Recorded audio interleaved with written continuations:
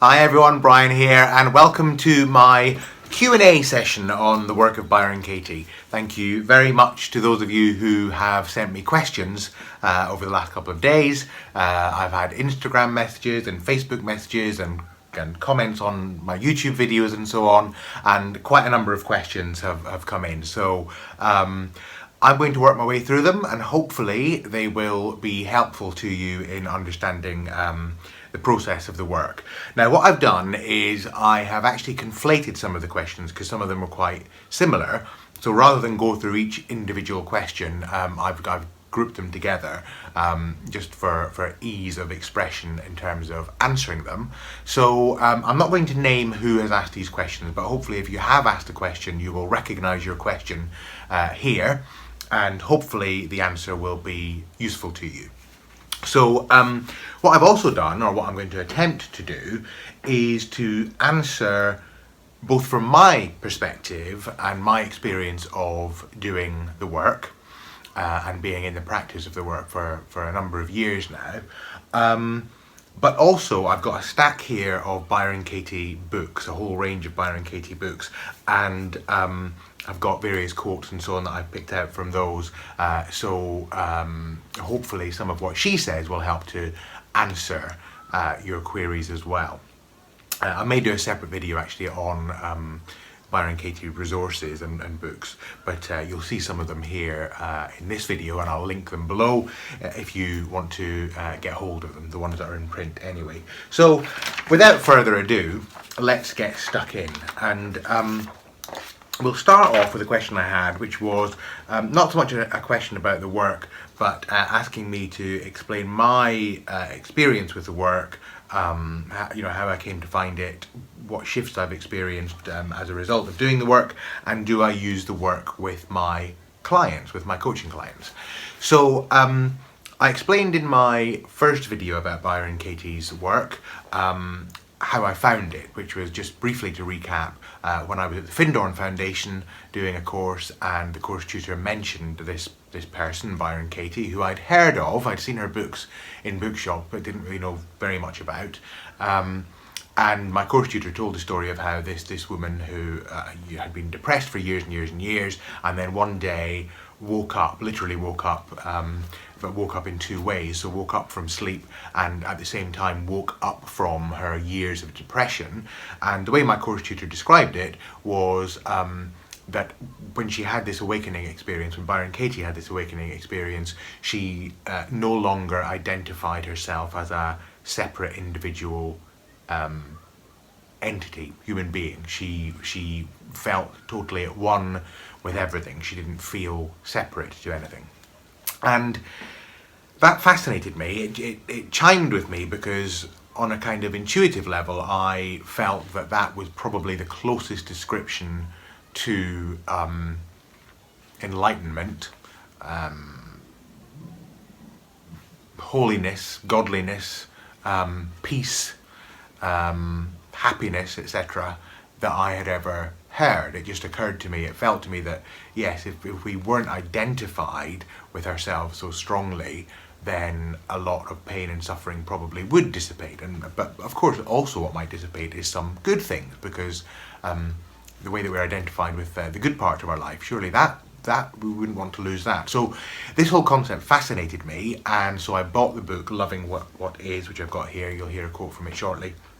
I bought that book at the Findorn Foundation shop. I took it home and I read it, and it was just a real eye-opener and mind-opener. It really, really opened my mind and chimed with me. I think the thing about it that really struck me was a lot of what I read in it, a lot of what Byron Katie seemed to be saying, really kind of made sense to me on a very deep, intuitive and visceral level. And it felt to me that when I was reading her words and hearing some of what she said, that I was kind of hearing the most wise and peaceful and kind part of myself speaking to me. That's a way of describing it. There was a connectedness. So that was discovering the work, and then of course I started practicing the work for myself, and bringing some of my own thoughts to inquiry. And I think it's probably fair to say that I was not at the time, and since then have not, been dealing with any kind of ultra traumatic belief that was making my life miserable. So, but nonetheless, I had some beliefs that would come up and thoughts that would come up that would cause me stress, and so I would do inquiry on them. And what I found, the biggest shift I found, was that staying in a, let's say, a bad mood was something that became less and less and less likely. So let's say, for example, I had an argument with somebody close to me. There was a time when something like that would have upset me for ages, and I would have felt really stressed about it. Maybe you would have felt guilty or would have felt angry, etc. And maybe that would have gone on for a while. Since having the work and being able to do the work, I found that any stress like that just dissipates a lot more quickly. I can take my stressful thoughts and beliefs to the inquiry process, do the inquiry, and then I find myself feeling much more peaceful and much more balanced and centered much more quickly than I would have done before. And the other interesting thing I noticed was that I would actually begin to feel that not just about the thoughts and circumstances that I was taking to inquiry, but about other things. So there would be times I would notice maybe a situation, let's say being stuck in traffic, or somebody, I don't know, being rude to me in a shop or something, that previously would have really annoyed me and upset me and made me fret about for ages. And I would find that kind of thing just didn't bother me to the extent anymore. It would just shift away much more quickly. And part of that I definitely credit to the work and to doing the work.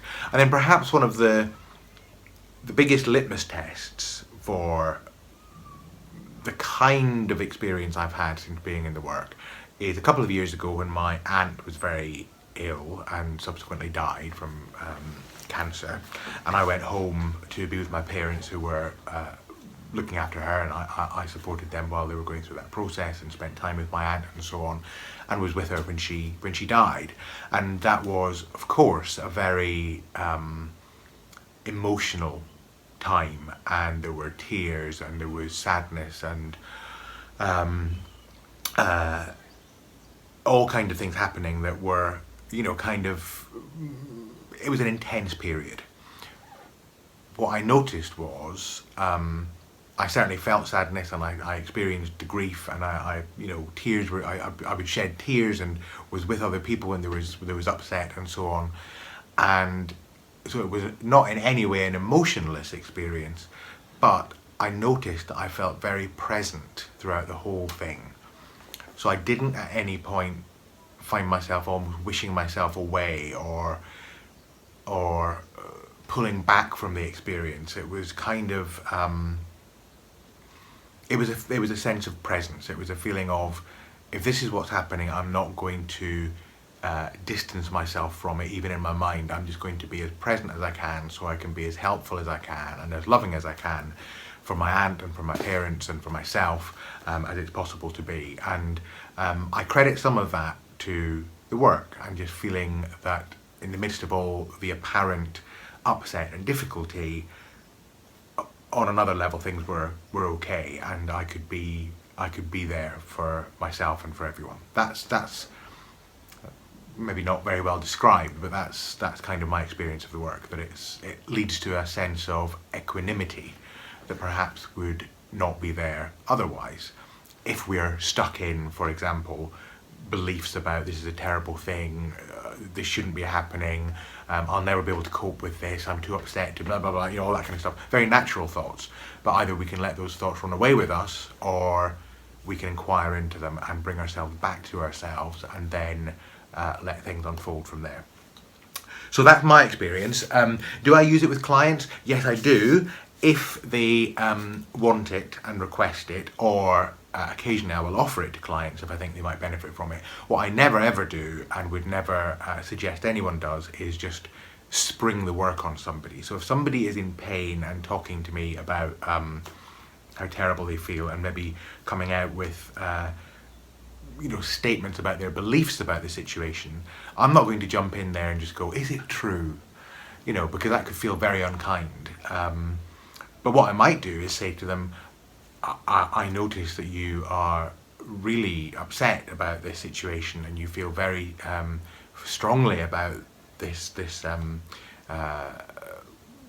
reason for your upset, and you're being very clear about what you're unhappy about.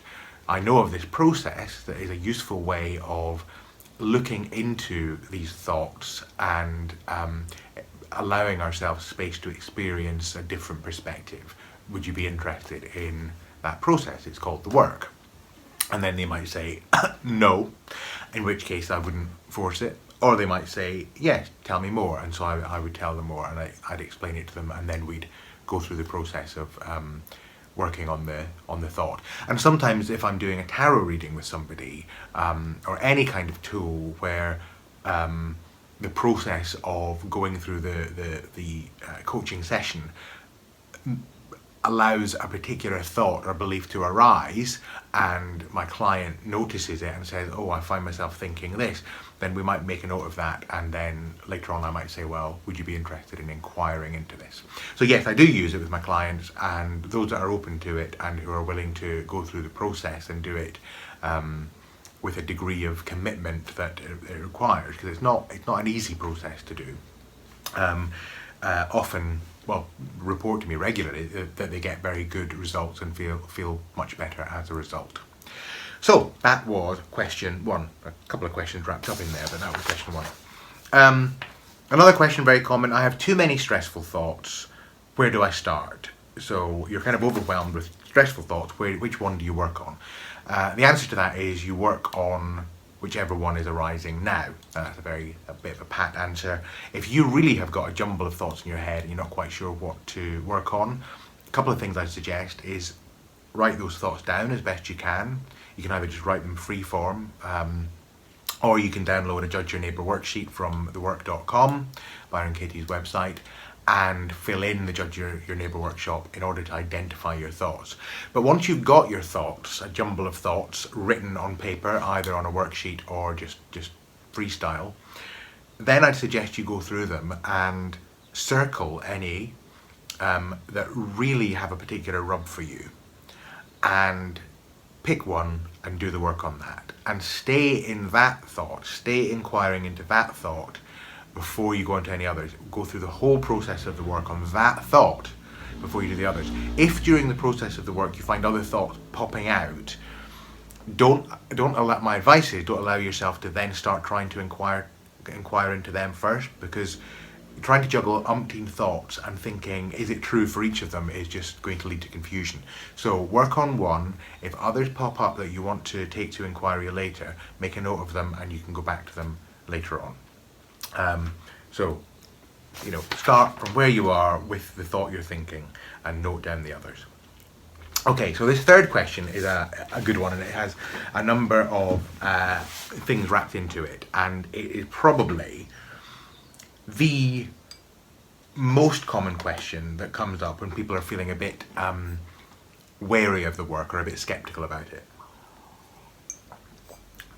and feel that it might be a bit oversimplistic or even not very helpful to somebody who's in trouble. So the question is, the turnarounds can sound victim blaming, gaslighting, or brainwashing.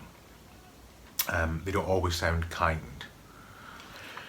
So, as I say, this is a very common complaint, and it's really understandable, because if you know, and once you've done the work a while, you do know this, that part of the process is to take any of the thoughts you have about other people, like,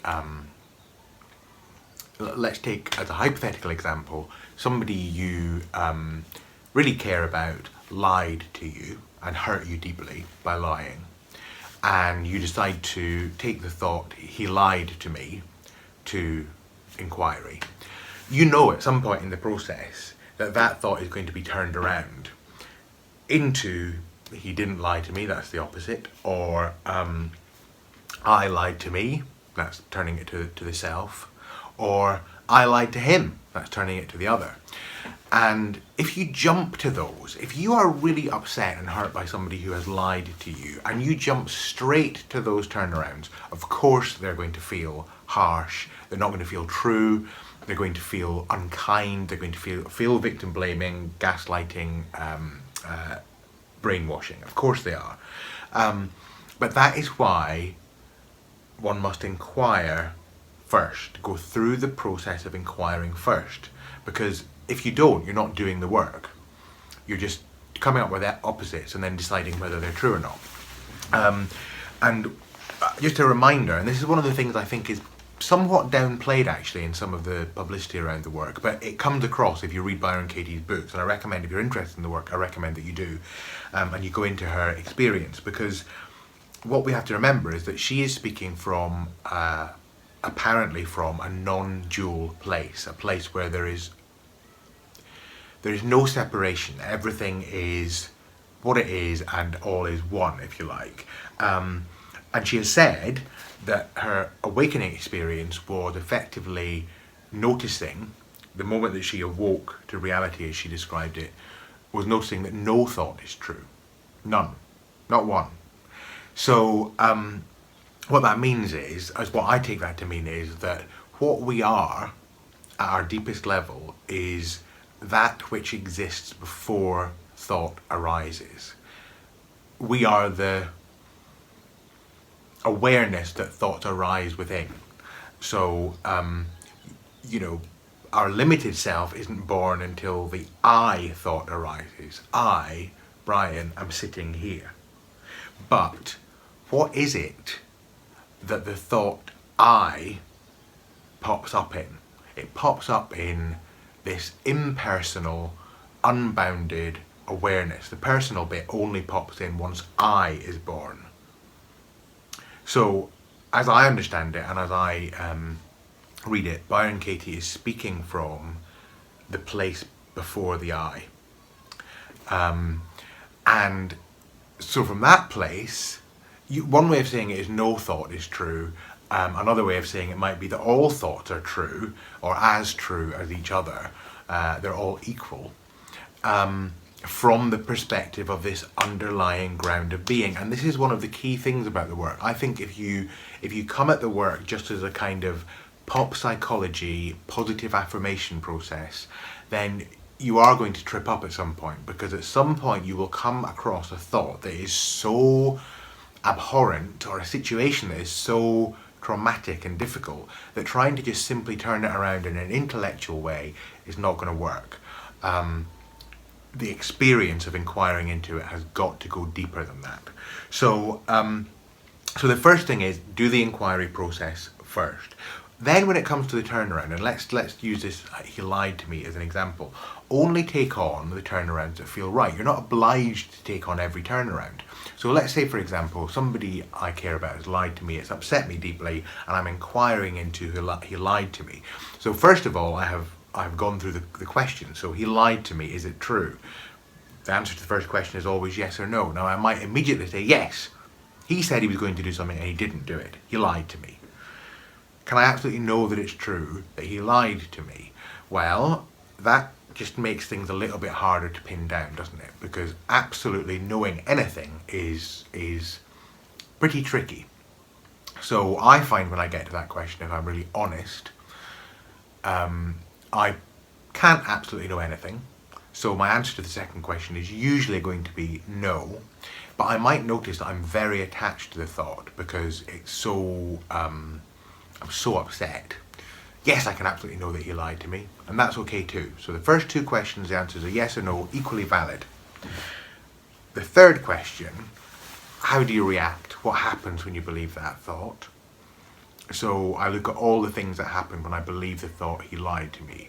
I feel tense, I feel sick, I feel pressure in my head, I rerun all the images in my head of him lying to me, I think of all the harm that it caused, I feel as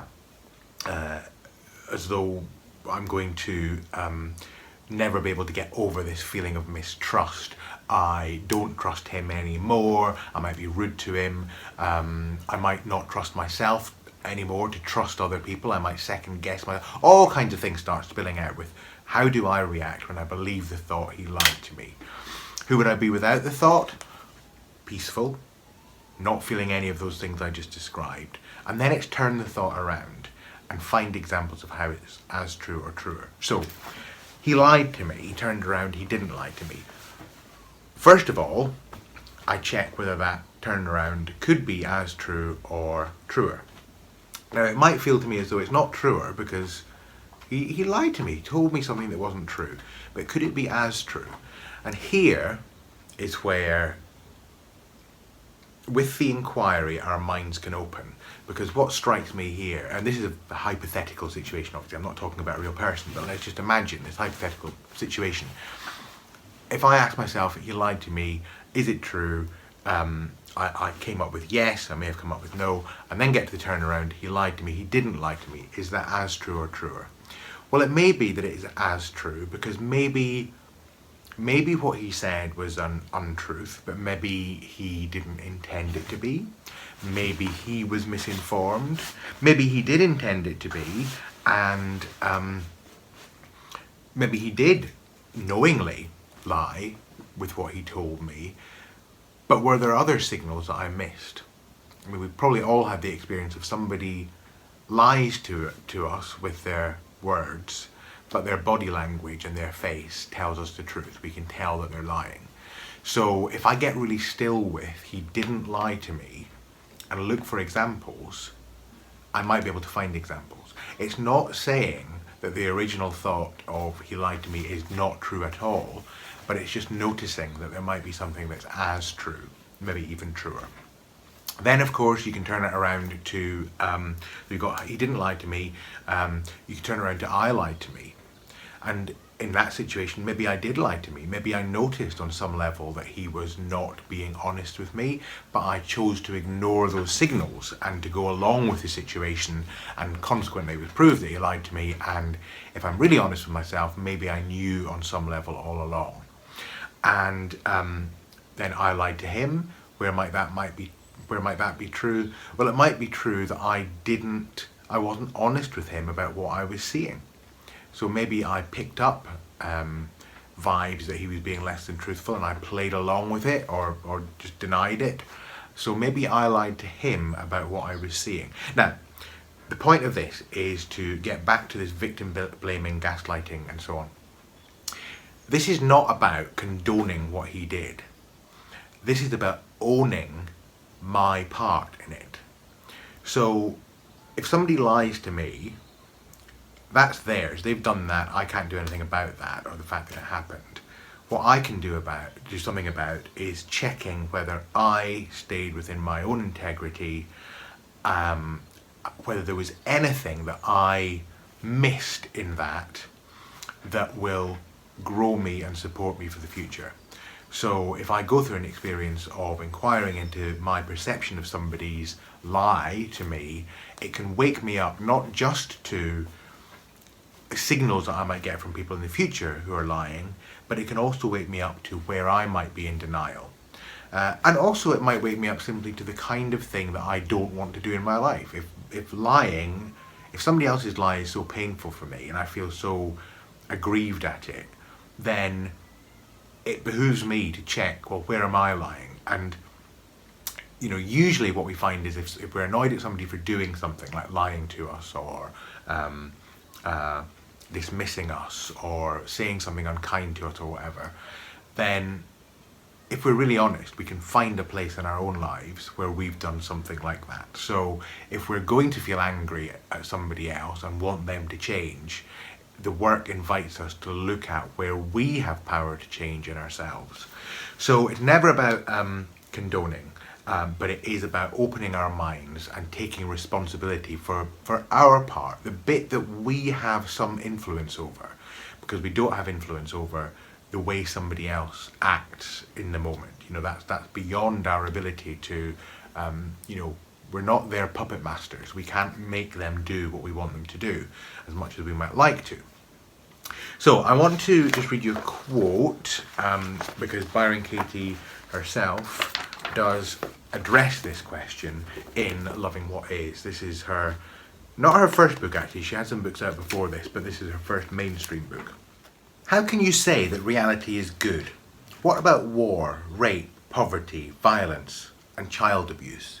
Are you condoning them? And here's what she says in reply. How could I condone them? I simply notice that if I believe they shouldn't exist, I suffer. They exist until they don't. Can I just end the war in me? Can I stop raping myself and others with abusive thinking? If not, I'm continuing in myself the very thing that I want to end in you. Sanity doesn't suffer ever. Can you eliminate war everywhere on earth? Through inquiry, you can begin to eliminate it for one human being, you. This is the beginning of the end of war in the world. If life upsets you, good. Judge the war makers on paper, inquire and turn it around. Do you really want to know the truth? All suffering begins and ends with you. So, another question answered on the same topic of condoning and so on is in her latest book, which is called A Mind at Home with Itself. And Loving What Is kind of like the manual for the work. It gives you the instructions on how to do the work. Lots of examples in there about her doing the work. This is her most recent one, and is about really is a description of how she lives every day and how she works in the world. So here's the question being answered here. You say that there's nothing unacceptable. What about genocide and terrorism and rape and cruelty to children and animals? Are these acceptable to you? And her answer, all genocide, terrorism, rape and cruelty to children and animals are in the past. They don't exist in this moment, and that is pure grace. I accept that grace with a sense of deep gratitude. Now, just a reminder, we're talking here about a woman who is living from a non-dual perspective.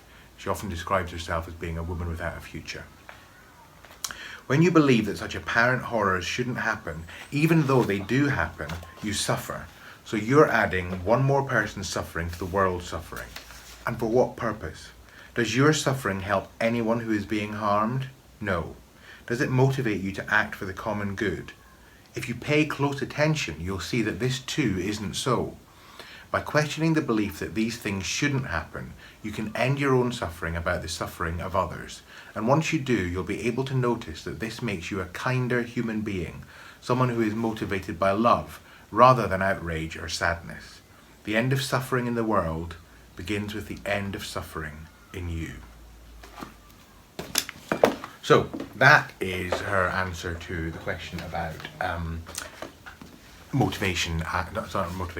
condoning issues. So let's move on to the next question. Isn't it sometimes appropriate to blame people? So we're judging people, we're writing the judgments down, we're doing the inquiry, we're turning them around.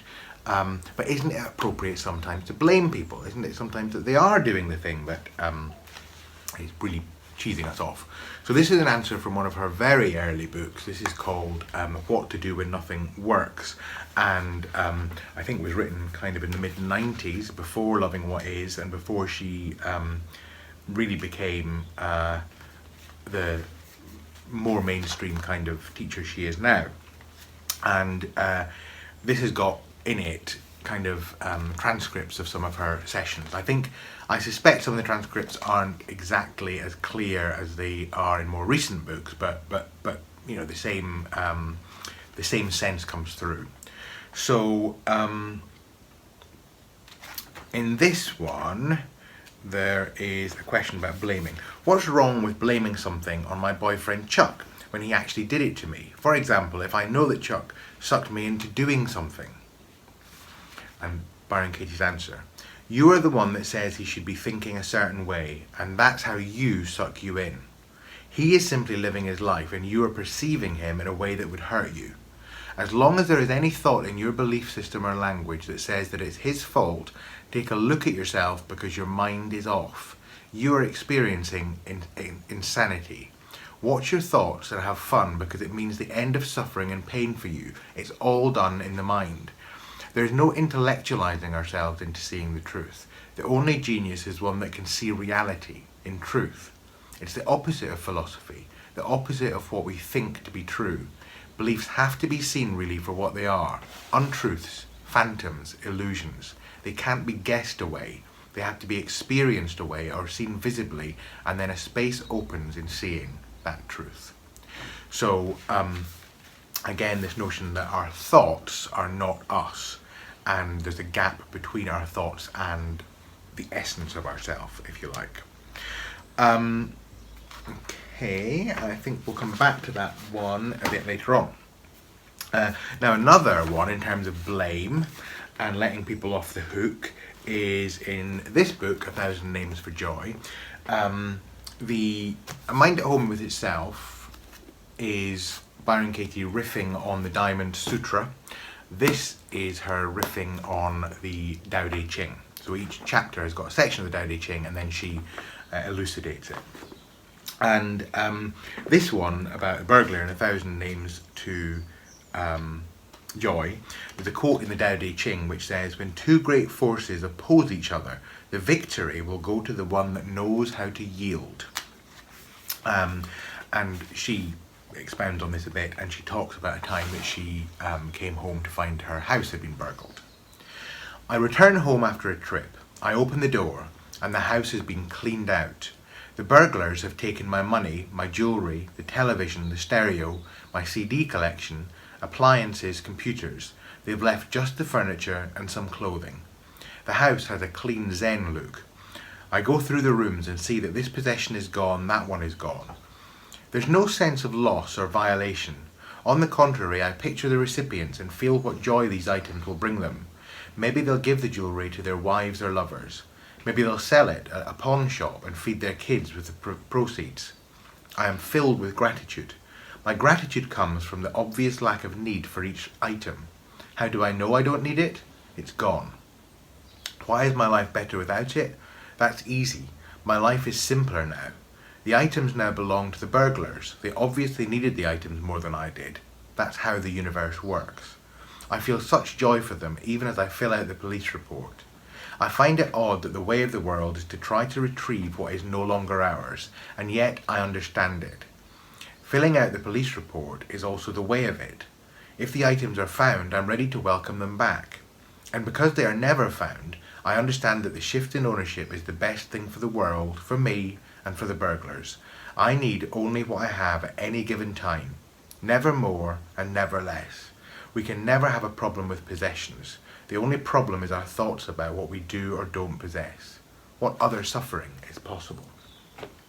And a sub-question to this was the issue of some thoughts being obviously true, like the thought, I need more money.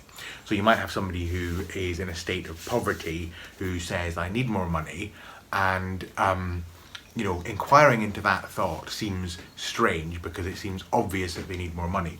And there's a video of Byron Katie doing an inquiry into I need more money, is it true? And one of the things she says in that video is that no one needs more money than they have in the moment that they have it. Now, what does that mean? Because it does sound very counterintuitive. If you're really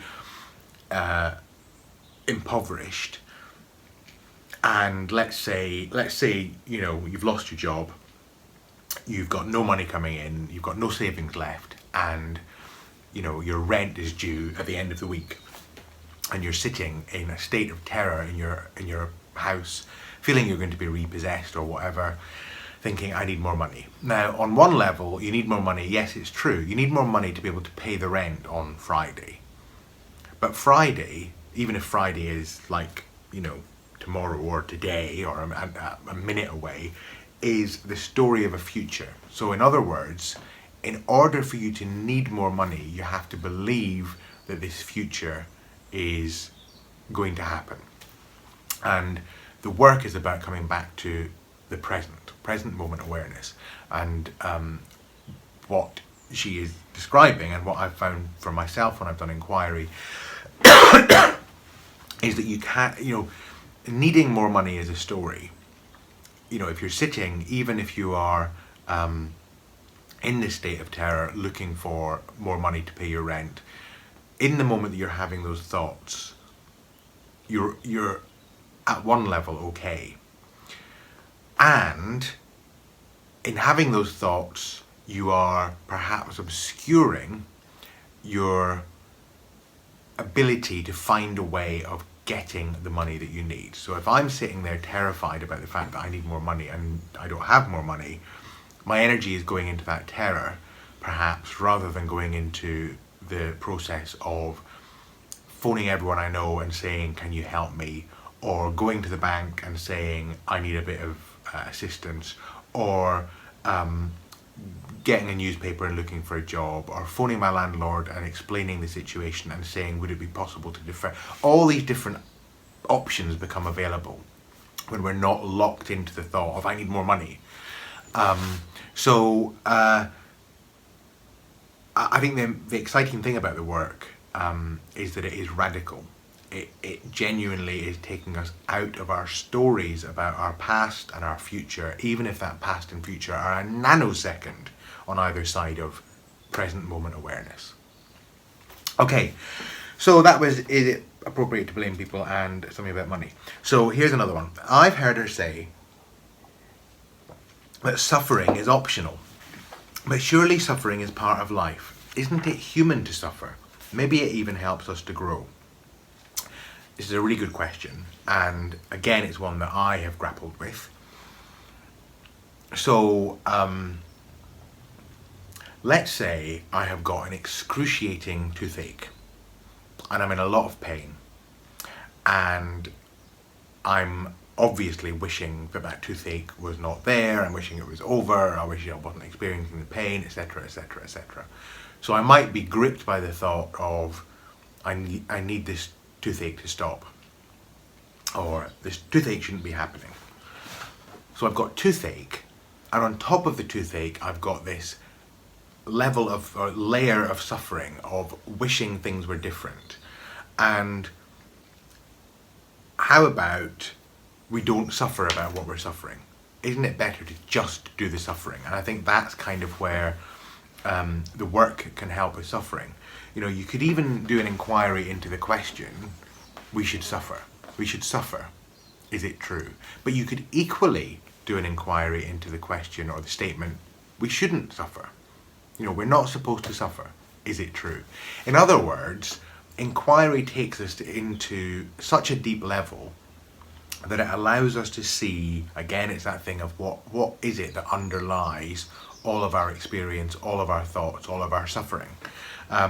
And what I found with inquiry is that it can help, even if it doesn't get rid of a particular experience, it can help that experience feel less difficult.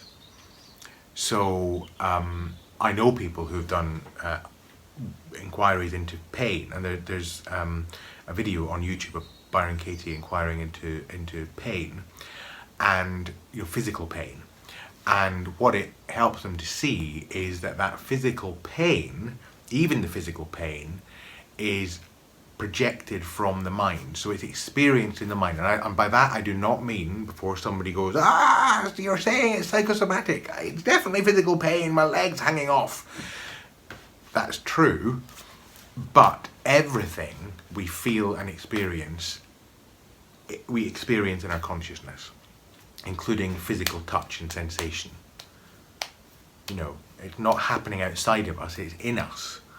And inquiring into physical pain can loosen that attachment to both to the pain and to the thought that we shouldn't be having the pain. So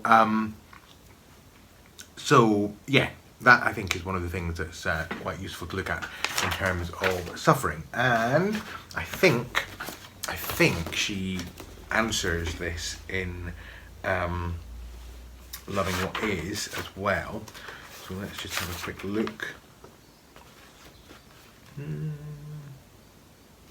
Yeah, so here's one about, well, I'll just read you the question and the answer. You say that the work will leave me without stress, without problem, but isn't that irresponsible? Suppose my 3-year-old child is starving. Won't I see her from a position of no stress and think, well, that's reality, and just let her starve? In other words, don't I need my suffering, my trauma, my anxiety to motivate me to do something? And Byron Katie's answer is, love is kind. It doesn't stand still and do nothing when it sees its own need. Do you really think that violent thoughts, such as the ones that come with problems, are necessary to feed a child? If your 3-year-old is starving, feed her for your sake. How would it feel to provide for a starving child without stress or worry? Wouldn't you be clearer about how and where to find the food that is available? And wouldn't you feel elation and gratitude for it? Well, that's how I live my life. I don't need stress to do what I know to do. That's not efficient. The way peace and sanity are. Love is action, and in my experience, reality is always kind. So, she mentioned love a couple of times there, and so I'm actually now going to answer a question on that topic. So somebody has asked, or a couple of people actually have asked about her use of words, and one question was, she uses the word love a lot. What does she mean? So I'm actually going to quote you from another book, which I'm going to have to go and get because I haven't got it here, by Greg Good, because he is somebody who also speaks from this non-dual place, and he has something very interesting to say about love. Ta-da! Standing as Awareness by Greg Good. And the quote I want to read you just really was triggered in my mind when I read the question about why Byron Katie uses the word love a lot. So this is actually from the beginning section of Standing as Awareness, and Greg Good is starting off with the question, what is awareness anyway? And this is what he says. Before talking about Before talking about standing as awareness, let's talk about awareness itself. Awareness sees what arises. Whatever appears to awareness. In order for form, thought, feeling, sensation, time, space, unity and multiplicity to appear to awareness, awareness itself cannot be limited or defined by these factors. Awareness is the single subject of all objects. It is the formless that sees all form. It is the unseen seer. Sometimes awareness is called consciousness. The two terms are synonymous in this teaching. Sometimes awareness is called being. This is to underscore that awareness is not non-existence or voidness. Sometimes it is called knowledge.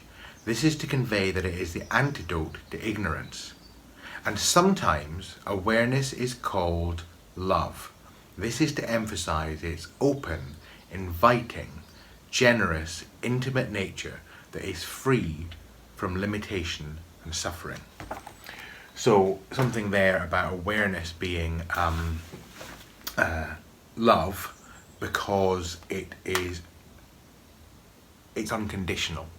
It accepts everything that arises, and really the work is partly about getting in touch with that aspect of ourselves, because if we're really honest, the truth of the matter is we're not running the show in terms of what arises. Things happen, life happens, and it's a case of either you defend against life and pull back from it, or you open your arms to it. And what most of us do, I think is a kind of natural thing, is we open our arms to some of it but not all of it, and a lot of our pain can come from that. Onwards with the questions. So okay, so here's another one, and this is about the turnarounds again. It seems contradictory. She says that no thought is true. She said that in some of her writing.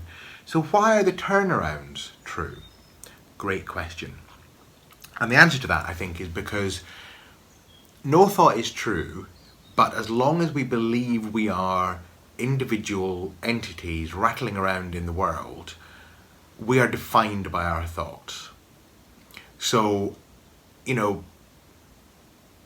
might recognize on some intellectual level, and maybe even more than an intellectual level, that we are at a fundamental level the ground of being from which all personality, all thinking, all emotion, etc., arises. But the truth of the matter is, most of us still have to get up in the morning, go to work, feed the children, wash our hair, blah, blah, blah, blah, blah, and live our lives. So we are one definition of a human being might be a collection of thoughts believed. And sometimes the thoughts we believe about ourselves and about the world and about other people are helpful, supportive, peaceful thoughts, and sometimes they're not. And the work is about inquiring into the ones that aren't, and then trying on others that are closer to our true nature, if we accept that our true nature is love, for example. So you have to live in some thought, no world.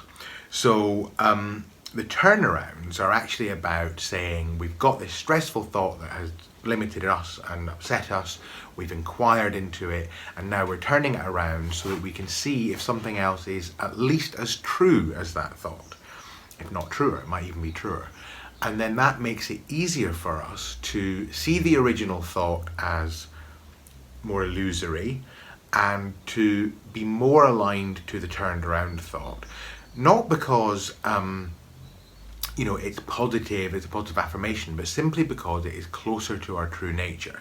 And on one level, you could argue that even the turnarounds aren't true, because remember, we're coming from this position of no thought is true. But it's truer to our true nature, and that is the power of the turnarounds. And that's why you have to do the inquiry process assiduously and not rush through it, because you'll sense viscerally if the turnarounds feel right.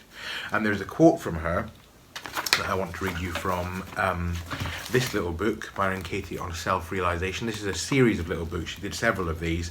I don't think they're available now, but they have been compiled into a single volume, which is called, I think, Question Your Thinking, Change the World. I'll make a note of that below as well. And this talks a little bit about this contradictory appearance sometimes. So again, this is a quote from her, probably to somebody in a inquiry session. These are all transcripts of that. Wherever you come from, I'll come from that same position in order to meet you. That's why there appears to be a contradiction between some of the things I say. I'm coming from all different directions and they're all true. Every vantage point is equal. It can sound like a direct retraction or like a puppy chasing its tail. It seems to go nowhere. It can sound like someone speaking in riddles. It can be confusing, and from one vantage point, it can't be followed. One of the wonderful things about the work is that I can be talking with someone, and he won't hear the paradox because we are so intimately joined, whereas to someone in the audience, it may sound like gibberish. But if you are listening, without thinking about what I mean and just letting yourself bathe in the experience of it, going inside and answering the questions for yourself rather than waiting for the person in the chair to answer, you won't hear it as gibberish. It will make perfect sense. So one of the things she invites people to do when they're watching people do the work is to get into that person's shoes. So I've posted some videos on my channel. I'm going to post some more of Byron Katie. There are lots more on YouTube. There's many videos of her out there. It's always worth it when you're watching a video, seeing if you can get close to the person in the chair who's doing the work with Byron Katie, and see if you can find a situation in your own life that's similar to that. And then when Katie is questioning them, go through the process yourself, answer the questions for yourself from your own perspective, and that can be very, very enlightening. So, another comment.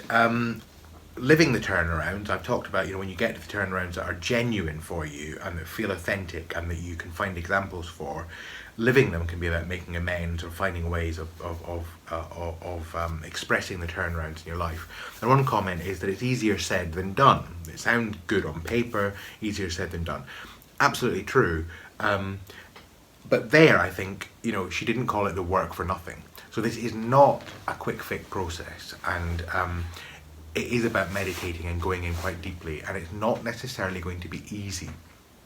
So when it gets to living the turnarounds, particularly if you find yourself having to make amends because you've picked up on something that's not okay with you about your own behaviour. Remember, the work is never about anyone else. It's always about us. It's always about you. It's always about I. So what you learn from the work will always be about where you could grow, move forward, develop, become more open, compassionate, loving. It's never about anyone else. It's always about you. And so when it comes to the turnarounds and you want to make amends or live the turnarounds, it can take some effort. That's why it's important to not try to live any turnarounds until you feel they're genuine. So do the inquiry, look for the turnarounds, and look for the examples. Make them real for you. Another question: when can I expect to see more freedom in doing the work?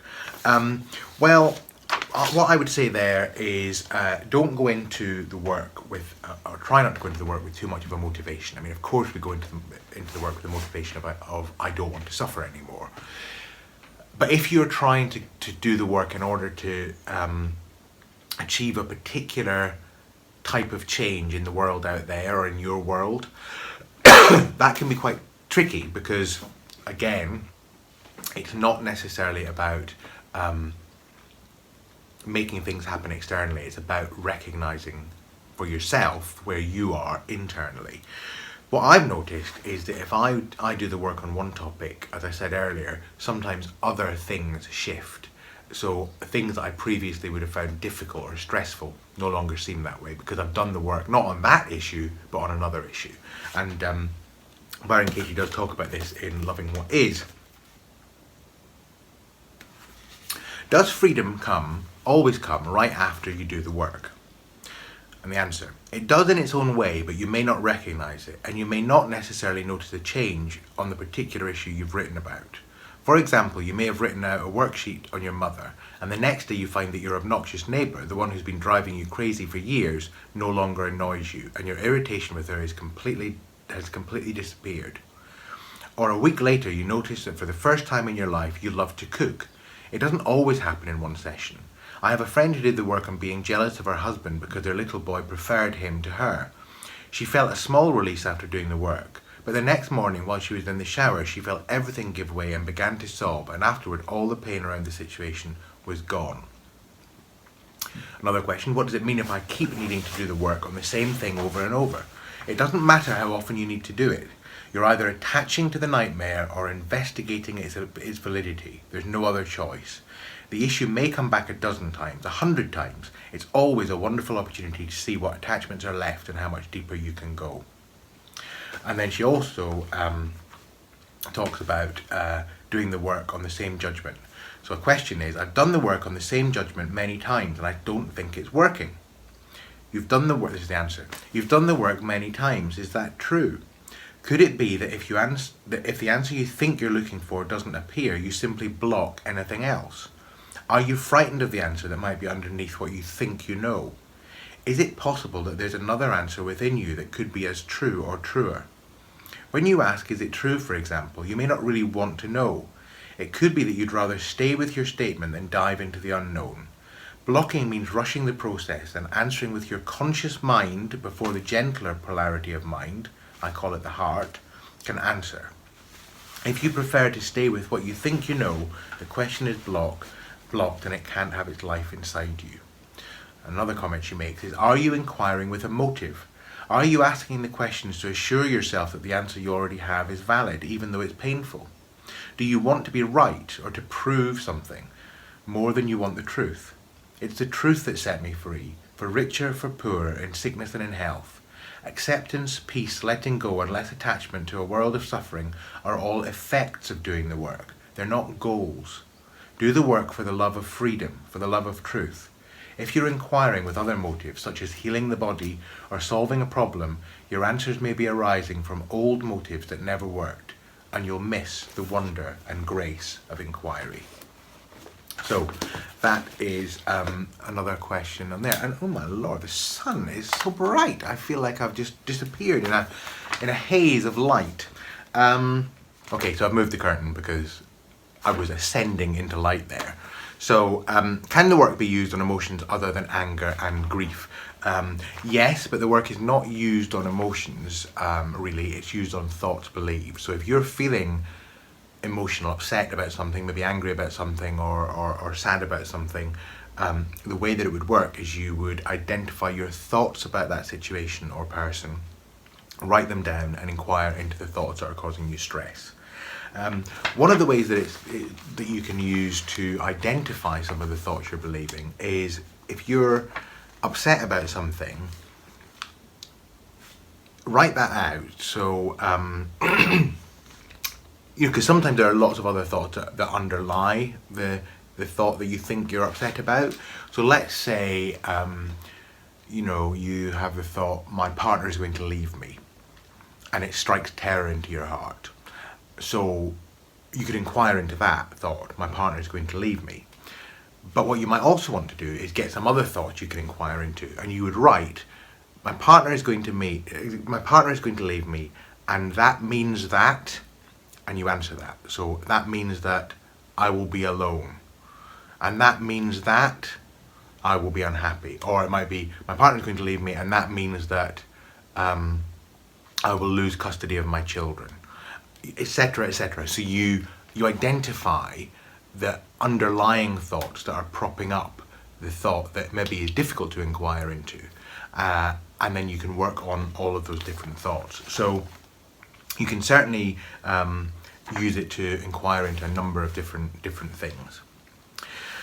Can I use it to help with lack of motivation, identity problems, and lack of stability? Yes, you definitely can. Again, it's about identifying the thoughts that are causing you, or the thoughts you're having about those situations, and inquiring into them. So one of them, for example, you might be feeling stressed because you're not motivated. So you could inquire into, I'm not motivated. I'm not motivated. Is it true? And you go into the inquiry. You could inquire into, I should be more motivated. And you could do the inquiry into that. There's a video on YouTube you might want to have a look at, which is Byron Katie doing the work with something. I think it's called not living up to my full potential, or missing my potential. If I remember, I'll link it below. So what I would say, just as she'd said in there, don't do the work with a motivation of achieving a particular end. Do it for truth, and you'll find that the effects can be very positive. And then finally, that was the last question. So finally, going deeper with each question. She does this in most of her books, but in the back of this one, which is called I Need Your Love, Is It True? Which is, as the name would suggest, about inquiring into our beliefs about love and relationships. She has a section, this is a bit crinkly, this book, because I dropped it in the bath. She has a section called Further Tools for Inquiry, and what she does is she lists some of the sub-questions you can use to go into each question more deeply. So this is about really helping each question to sink in. So for example, with is it true, sub-questions to yourself as you're doing this might be, what is the reality of it? Did it happen? Just to check whether it's actually what's going on. Can you absolutely know that it's true? You might follow that up with, can you really know what's best in the long run for the person the person who you've got an issue with, what's right for their path or your path? Can you absolutely know that you would be happier or that your life would be better if you got what you wanted? How do you react when you believe the thought? Where does the feeling hit you? Where do you feel it in your body when you believe the thought? Describe it, track it.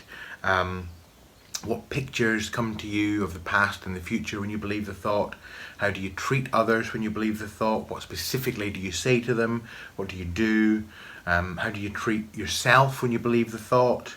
How does this affect you? Is this where your addictions kick in? Where you go for television, credit card, food, alcohol? How have you lived your life when you believed that thought? Go into your past and look at how you believed the thought. Does the thought bring peace or stress into your life? What do you get for holding the belief? Is there a payoff for hanging on to that belief? So there's various sub-questions there. And then who would you be without the thought? You could follow that up with, who would you be if you didn't believe the thought, or you weren't able to believe the thought? Imagine yourself in this situation with that person, but without the thought, to describe how it feels. What do you see? Imagine that you're meeting the person you're judging for the very first time with no beliefs about them. What do you see? Who are you right now sitting here without that thought? Are you okay? How would you live your life without the thought? If you were incapable of thinking of the thought, how would your life be different? And then when it comes to turning the statement around, what we've got here is statements can be turned around to yourself, to the other, and to the opposite. Find 3 examples in your life of where the turnarounds are as true or truer. Be specific and as detailed as you can. And the follow-up to that could be, is this turnaround as true or as truer as the original statement? Where do I experience the turnaround in my life right now? And I'm looking for examples. Where is it true? You know, if you lived the turnaround, what would you do, or how would you live differently? That's part of the living the turnarounds. If you lived the turnaround in your life in the way that you've been living the stressful thought, what would that mean? How would it look? And then do you see any other turnarounds that seem as true or truer? So I hope that has been useful. I've tried to keep this video to as close to an hour or under an hour as I can, but there was obviously a lot in there, and I hope that this has helped you to understand a bit more about the work. I think for me, what's really helped me is understanding that it is a radical process. It's not a quick fix, self-help, positive affirmation thing. It's asking us to inquire into and get in touch with our true nature, which is before and beyond our identity as individual human beings. It's useful to read what Byron Katie has written about her work and about her awakening experience, because that helps to understand, helped me understand where she's coming from with the questions. And as you saw when I read from Standing as Awareness, it can be useful to read other non-dual writers and teachers as well. So people like Greg Good, Rupert Spira, A Course in Miracles, Eckhart Tolle, Ramesh Balsekar, Ramana Maharshi, Nisargadatta Maharaj. There are various different people out there. They all talk from a similar place, and the more I've read of them, the more I've understood the work, and vice versa. A Course in Miracles, for example, I've only really been able to get to grips with that since doing the work, because understanding the work has helped me understand A Course in Miracles. So those are my tips for engaging with the work and my answers to your questions, and thank you all very much for your questions and for your interest.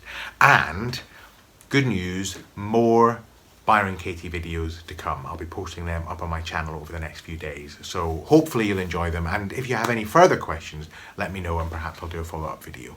But until then, take care of yourselves. See you soon.